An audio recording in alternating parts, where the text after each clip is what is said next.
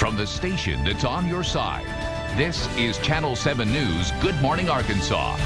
All right, it'll be here before you know it. We're talking back to school, and Dr. Laura Wilson of Sherwood Family Medical Center is here to talk about getting kids back into that sleep pattern, because you kind of need to start that early now, right? Like now, probably. Like right now, before this back to school shopping happens. Right. And unfortunately, probably a lot of families out there are kind of in the same boat I am. We've kind of let them slide for the summer.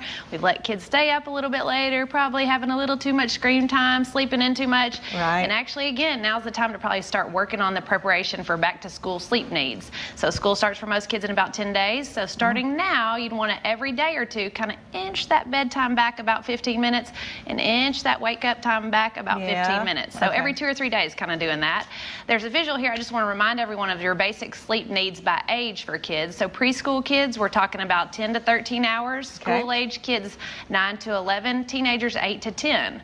So most kids are not getting enough sleep. They may be in the summer when we're kind of sleeping in, but if we're keeping that same bedtime or even close to that same bedtime and waking up at 6 or 7, they're not going to get enough. Right, yeah. So it's time to start now. And you say don't do it all of a sudden to go, okay, tomorrow we're going to start getting up at 7. Kind of bring it back gradually. That's right. So if your kids are staying up till 9:30 or 10, then maybe we start bedtime at 9:15, 9:45 for a few nights and kind of ease it back. But you also got to wake them up earlier too. Right. Super hard. The kids don't like it. It's their last few, days to sleep in, but they'll be thankful later. Okay, let's talk about some other things to kind of prep them for that. Right. The first two on my next list I find very important. Number one, at bedtime, no screen time an hour or two before bed, and that is a struggle at my house too. I know all kids are almost addicted to technology, but that means no iPad, no cell phones, really not even any TV. They say that backlight is very stimulating to the brain, and if any of y'all have played those online games, like Candy Crush, you start seeing those images at bedtime, it kind of turns your brain on. So no screen time. I would rather kids read a book, take a bath, just have a little downtime like that. 1 to 2 hours before. Right. In addition, we don't want to leave tablets or cell phones in the bedroom. I am shocked day to day how many families say,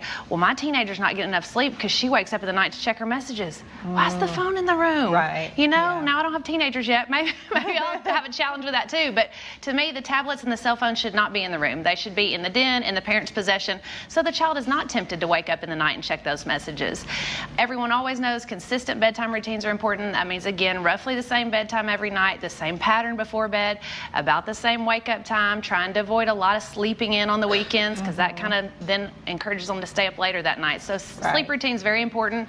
And lastly, we want to keep the temperature in the room pretty cool. I think most people are shocked to know that the recommendations are all below 70 degrees, some even as low as 60. So 60 to 65 to 70 degrees are the preferred sleep temps. Is that for adults as well? That's for everybody. That's for everybody. So that's a lot more in your electric bill, but if we're sleeping better, I don't know, maybe it's worth it. Maybe it's worth it to pay the extra money for the cooler temperatures. Okay, let's talk about what this can do to kids if they don't get enough. Right. And we estimate now that probably 60% of kids are sleep deprived, which is very shocking.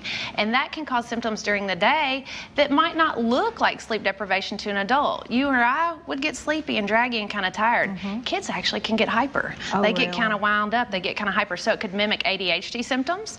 So if I'm seeing a child for a possible ADHD evaluation, I always ask about sleep. If they're not getting enough sleep, that's the first thing we're going to do. Interesting. Yes, could cause anxiety, depression, certainly some learning difficulties. The kids just can't stay focused. Perhaps they are even kind of falling asleep in the classroom.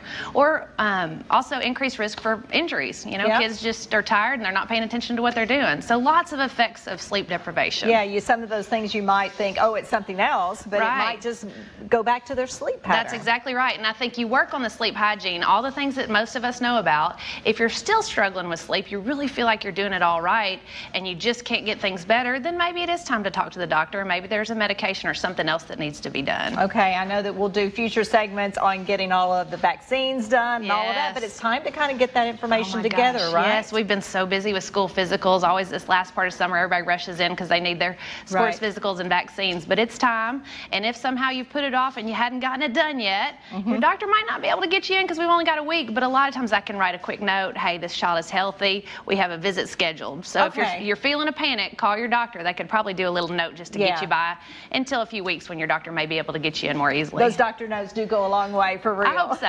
They do. Okay, so some great tips to be Thank sure you. that everybody gets good sleep, because those alarm clocks are going off very soon. They Again, it's are. hard to believe that it's already time. I know. I'm sad So, about it too. It changes my morning routine. A It lot does. more hectic. A lot more hectic to get them out the door, but a good night's sleep certainly helps that. For sure. Thank you, Thank Dr. you. Laura. We appreciate you, of course. Sherwood Family Medical Center, that's where you can find her and her staff, which has grown. We had one of your new Yes. doctors on not long ago, so go check them out there in Sherwood.